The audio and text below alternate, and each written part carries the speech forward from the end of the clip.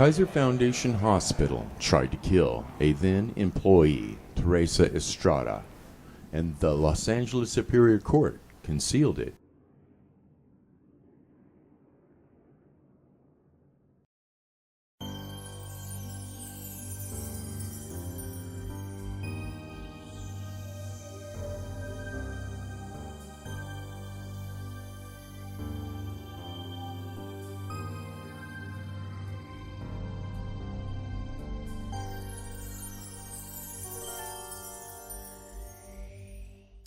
Consider first the Law of Labor Code, Section 3602. Subsection A, where the conditions of compensation set forth in Section 3600 concur, the right to recover compensation is the sole and exclusive remedy of the employee against the employer.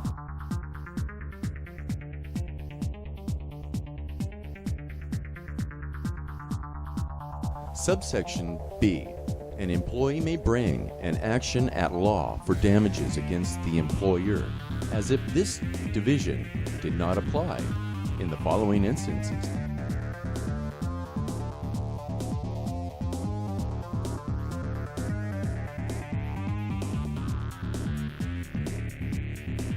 Subsection B2, where the employee's injury is aggravated by the employer's fraudulent concealment of the existence of the injury and its connection with the employment.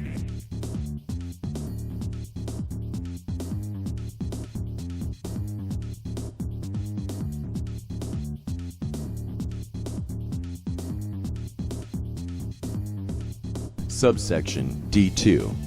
Employers who have complied with this subdivision shall not be subject to civil or tort liability in the event of employee injury.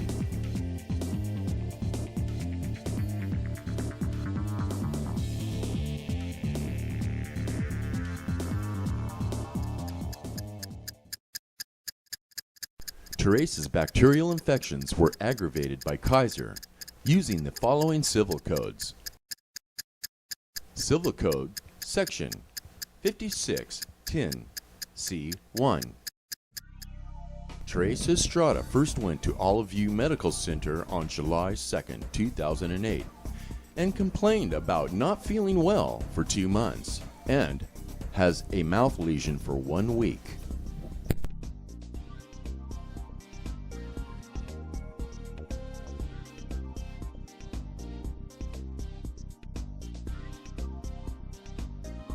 Teresa told the attendant physician that she stopped working at Kaiser 2 months prior because she thought she caught something while cleaning isolation rooms at Kaiser.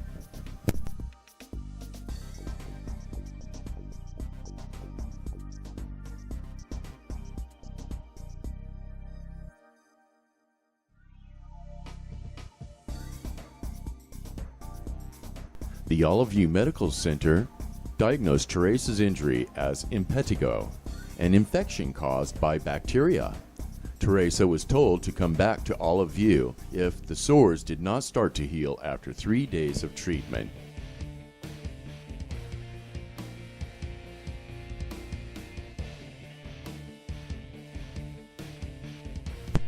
Teresa went back to Olive View on July 6, 2008, at which time she was hospitalized. She was discharged on July 10, 2008.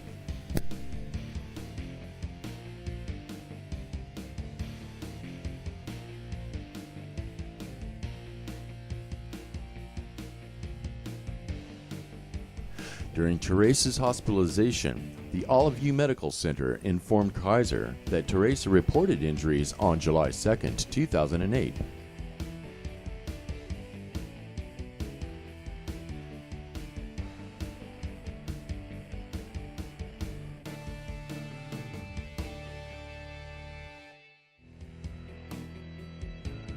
On July 2, 2008, Kaiser placed Teresa on a leave of absence.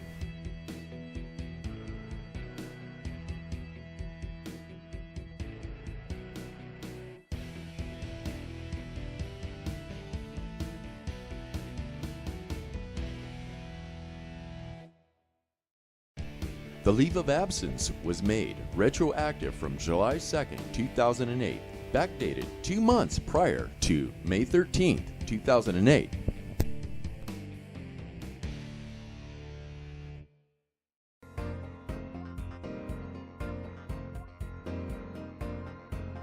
California Civil Code Section 5610, subsection C. A provider of health care may disclose medical information as follows. 1. The information may be disclosed to providers of health care or facilities for purposes of diagnosis or treatment of the patient.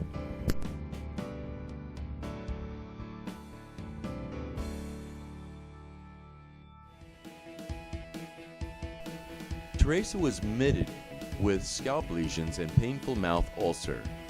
She works as a housekeeper at Kaiser. Teresa has no autoimmune disorders. She has a history of heart disease. Versus job discussion: large, weeping, red scalp, lesions with yellow crusting and scattered red solid elevations of skin.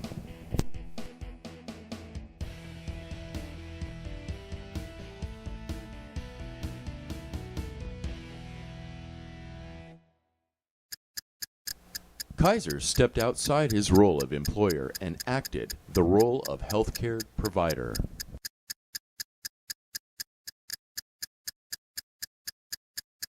Civil Code Section 5610E. Kaiser's Orientation Handbook identifies Teresa as a person lacking effective resistance to a germ, a susceptible host.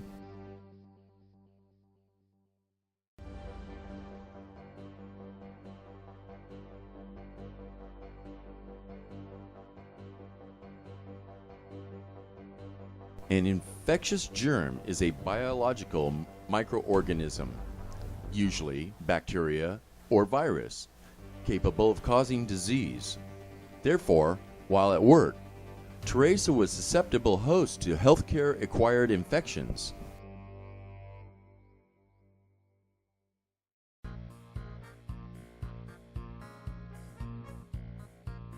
California Civil Code Section 5610.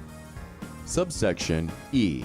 A corporation and its subsidiaries and affiliates shall not further disclose medical information regarding a patient of the provider of health care to a person or entity that is not engaged in providing direct health care services to the patient.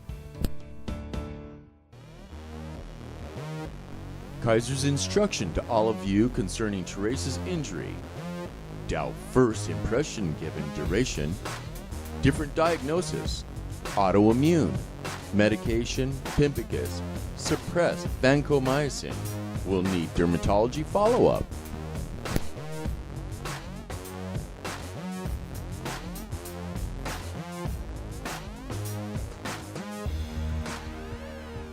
On July 9th, 2008, all of you, physician orders: discontinue the vancomycin.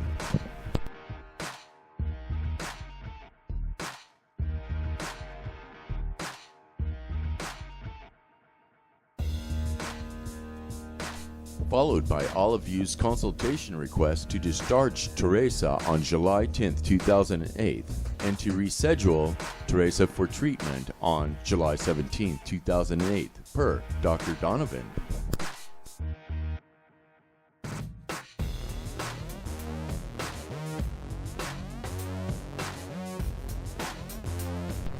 For service of July 6th through July 10th, 2008, all of you discharged diagnosis: 1. Bacterial infection due to gram-negative bacteria. 2. Bacterial infection due to staph. 3. Bacterial infection due to anaerobes. And 4. Infection with microorganisms resistant to penicillin.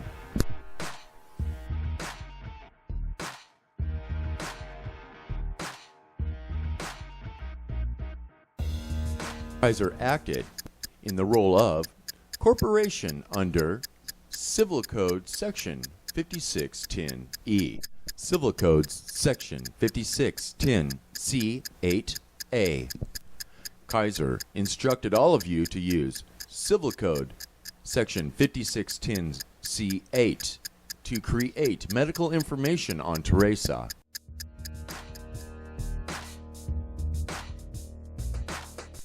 On July 17, 2008, Teresa returned for outpatient treatment at All of You. All of You renamed Teresa's bacterial infection as pemphigus vulgaris. Teresa starts prednisone, 60 milligrams daily.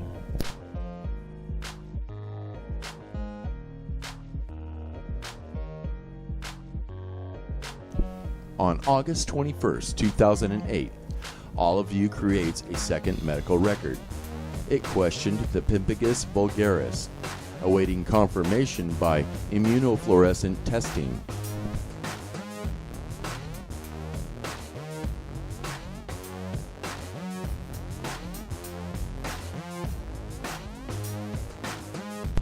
Again, the same day of August 21, 2008, but at 4:30 p.m., All of You creates a third medical record on Teresa saying now she has pemphigus vulgaris. Teresa left before being seen. Record reflects, "Oh, please reschedule." Employees' claim for workers' compensation benefits form was signed by Teresa Estrada on August 27, 2008 against Kaiser in Woodland Hills. Teresa claimed a staph infection as the workplace injury.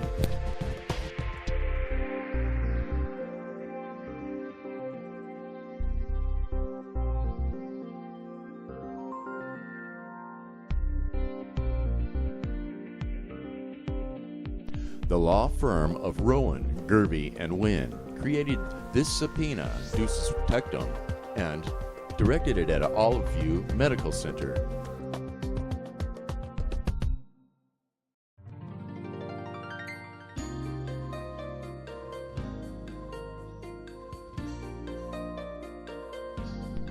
The declaration for the subpoena, which did not identify a case number, contained declaration for injuries on or after January 1st, 1990, and before January 1st, 1994.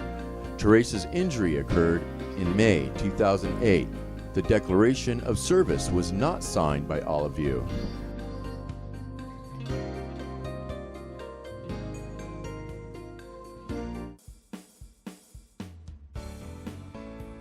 California Civil Code Section 5610, subsection C8A. A provider of health care that has created medical information as a result of employment-related health care services to an employee conducted at the specific prior written request and expense of the employer may disclose to the employee's employer that part of the information that A. is relevant in a lawsuit.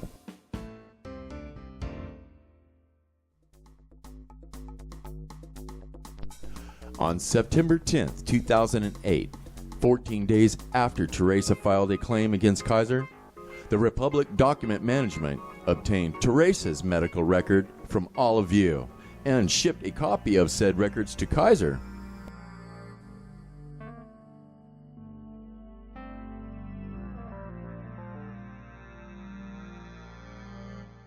Finally, September 10, 2008, All of You disclosed Teresa's medical information to Kaiser via Civil Code Section 5610 C8A.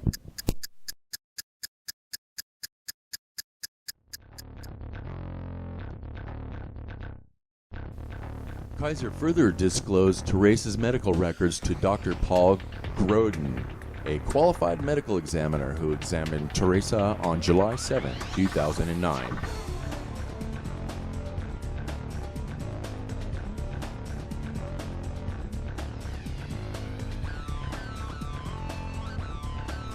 Dr. Groden noted that All of You hospital treatment was noted.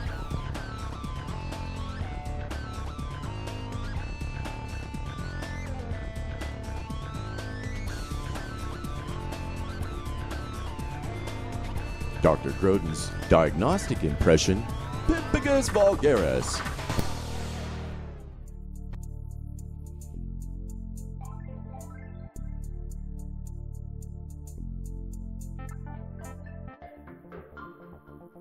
After Dr. Groden served his evaluation report on Kaiser, Kaiser in turn issued this subpoena, Deus Tectum, on the Olive View Medical Center.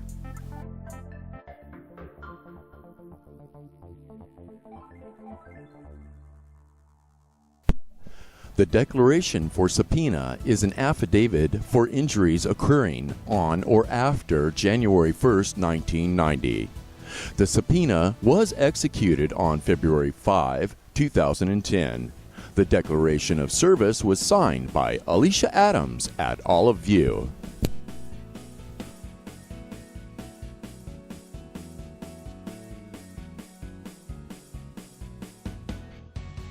From information found in Teresa's workers' compensation claim against Kaiser, and from information found in Teresa's Olive View medical records, Teresa's ex-husband, Scott, uncovered that Kaiser intervened in the treatment of Teresa while she was a patient at Olive View in July 2008.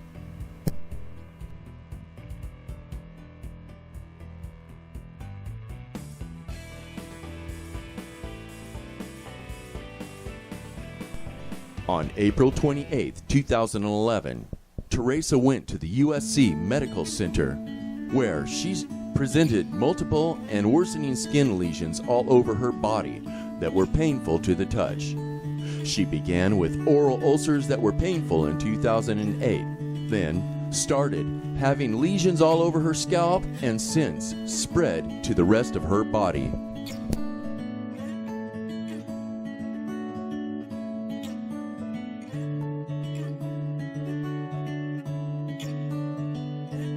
These are the lesions, and more lesions, and more lesions.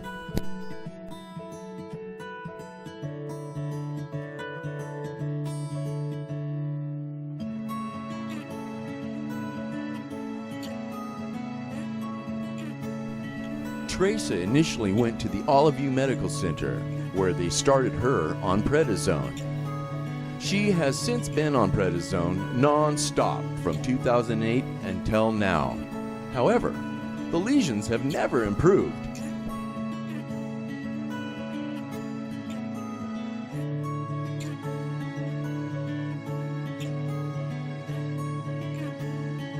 These sores burned with pain, very painful.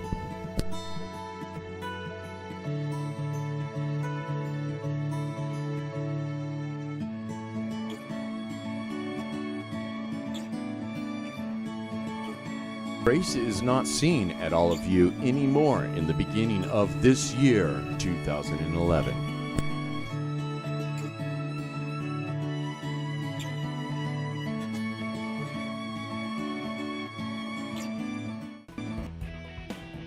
After her recovery, Teresa appeared at the Workers' Compensation Appeals Board for a hearing. At the hearing, Kaiser denied that Teresa sustained any injury during the course and scope of her employment at Kaiser Foundation Hospital. Kaiser's denial was based upon the AME report of Dr. Groden, who based his evaluation of Teresa on the current medical file. Teresa disputed Dr. Groden's report.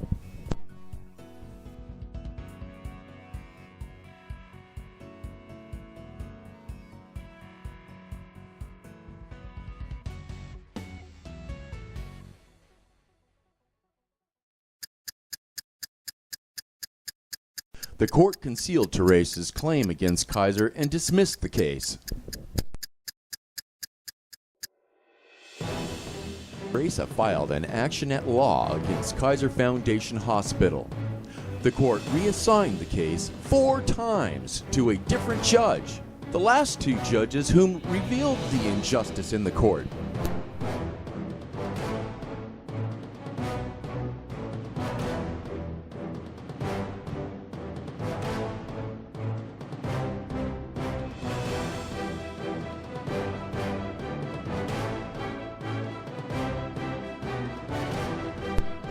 On March 5, 2013, Los Angeles Superior Court, Judge Randy Rhodes presiding, adopts the tentatives as the final rulings. All demurs except the one filed by defendant law firm of Rowan, Gervey & Wynn are sustained without leave to amend. for all the reasons set in the tentatives. Demur of defendant law firm Rowan, Gervey & Wynn is sustained with leave to amend. Plaintiff is allowed to amend the complaint within 20 days.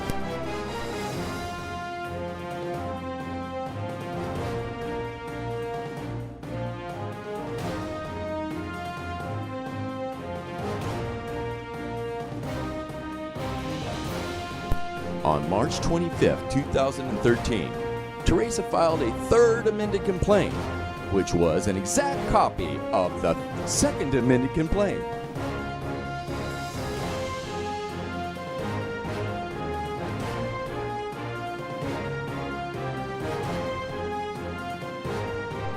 Teresa also filed a notice of appeal.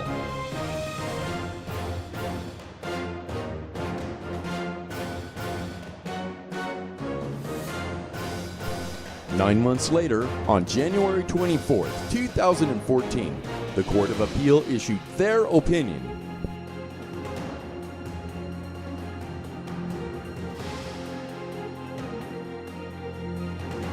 The justice is right. We conclude that Estrada has alleged sufficient facts to state a cause of action against Kaiser for intentional affliction of emotional distress. The elements of her cause of action for intentional infliction of emotional distress are given as follows.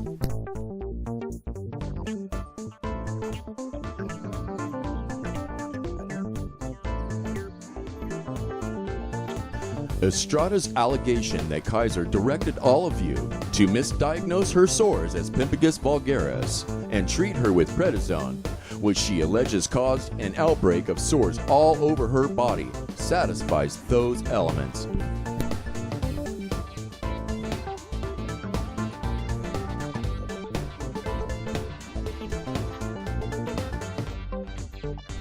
Disposition.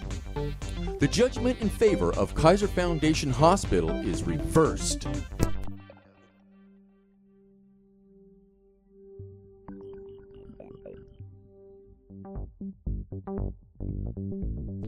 Before the Court of Appeal issued the remitter on March 28, 2014, the Superior Court ordered Teresa's case transferred to Judge Huey Cotton at the Van Nuys Courthouse.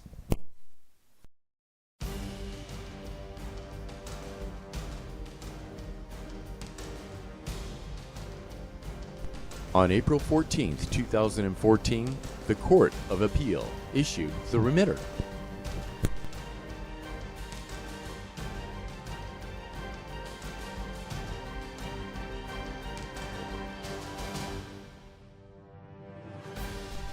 On April 22, 2014, Judge Huey Cotton reviewed the remitter of the Court of Appeal. Judge Huey Cotton ordered Kaiser to file an answer to the cause of action for intentional infliction of emotional distress.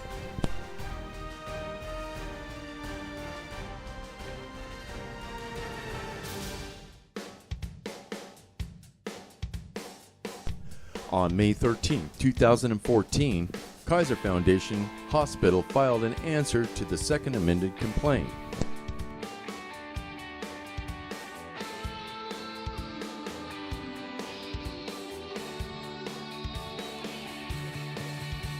The Superior Court scheduled a jury trial to occur on October 13, 2015.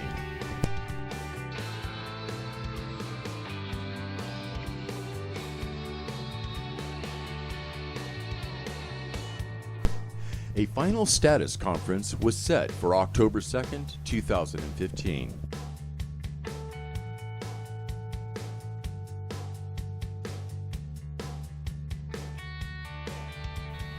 On November 12, 2014, Judge Huey Cotton granted Kaiser's motion for judgment on the pleadings of the third amended complaint.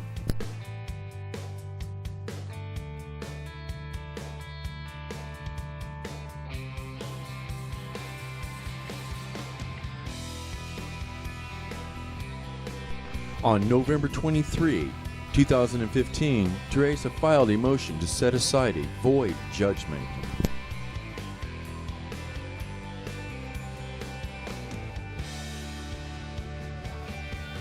Teresa writes that the judgment on the third amended complaint is void on its face because the judgment roll reveals that the court lacked jurisdiction to further act on the third amended complaint. Teresa further claimed that after she filed her third amended complaint on March 2013, she served the third amended complaint only on the law firm of Rowan, Gervey, and Wynn.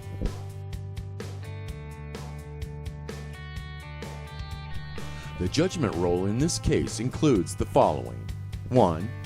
A court minute order dated March 5, 2013. 2. A court's minute order dated April 22, 2014. 3. A remitterer. 4. Kaiser's answer filed to the second amended complaint and dated May 13, 2014. And 5. Kaiser's motion for judgment on the pleading of the third amended complaint.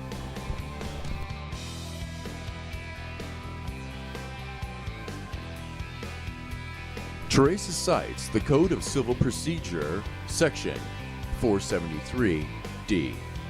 The court may, upon motion of the injured party, correct clerical mistakes in its judgment as entered.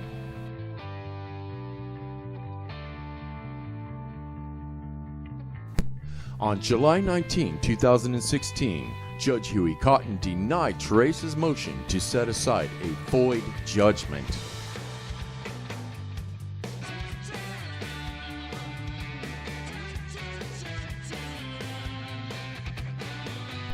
Under his discussion, Judge Cotton writes, Plaintiff argues that the judgment is void because the plaintiff never meant to supersede the second amended complaint with the third amended complaint. In this case, plaintiff presents no persuasive argument.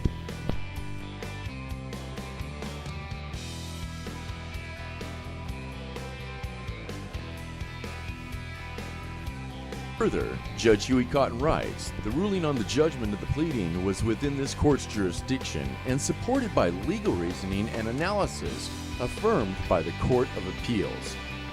Plaintiff has even filed a motion for reconsideration, which was denied by this court. This motion is denied.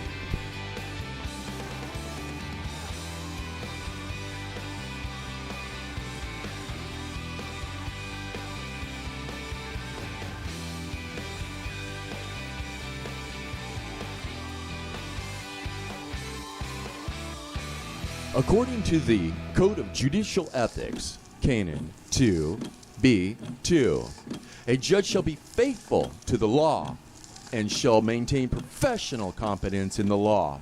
Judge Huey Cotton was not faithful to the laws of the Court Rule 5.74 and the Code of Civil Procedure Section 588, 590, and 592.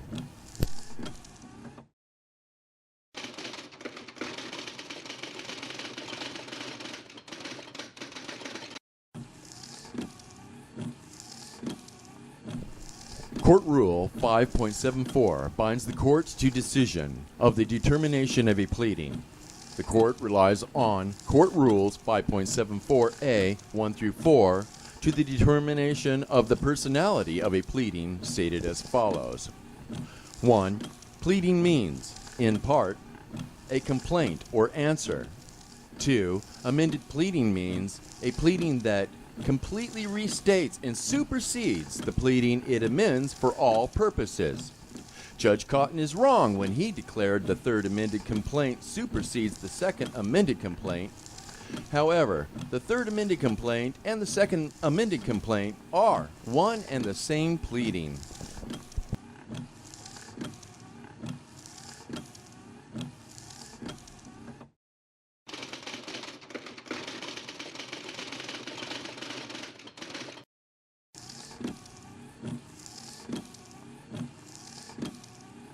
Code of Civil Procedure 471.5a. If the complaint is amended, a copy of the amended complaint shall be filed, and a copy of the amendments or amended complaint must be served upon the defendant's affected thereby. Judge Huey Cotton accepted that Kaiser filed a motion for judgment on the pleadings of the third amended complaint despite not being served the third amended complaint.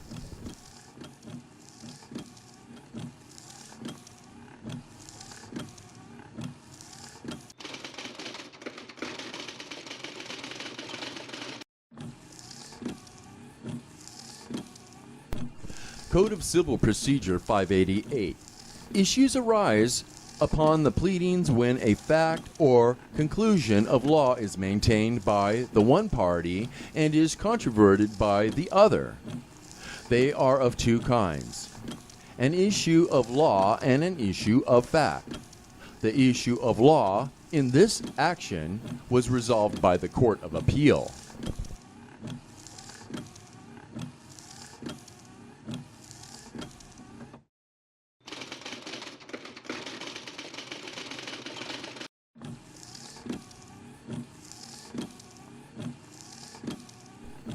Code of Civil Procedure 590. An issue of facts arises: 1. Upon a material allegation in the complaint controverted by the answer. Because Kaiser had filed an answer to the second amended complaint, an issue of fact was established between the second amended complaint and the answer.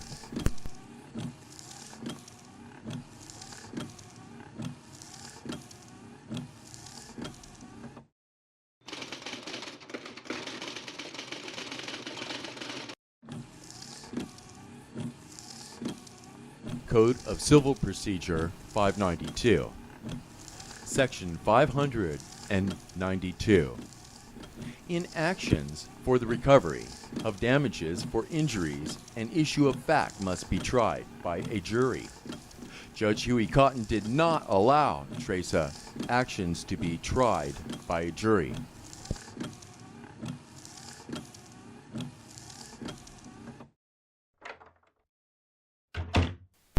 In terms of Labor Code 3602A, Teresa sustained workplace injuries of bacterial infections.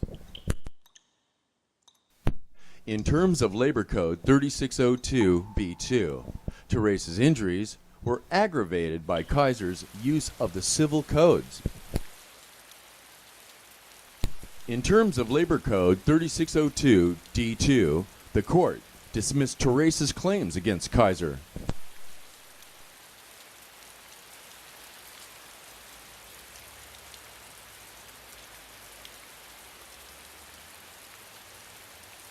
Equivalent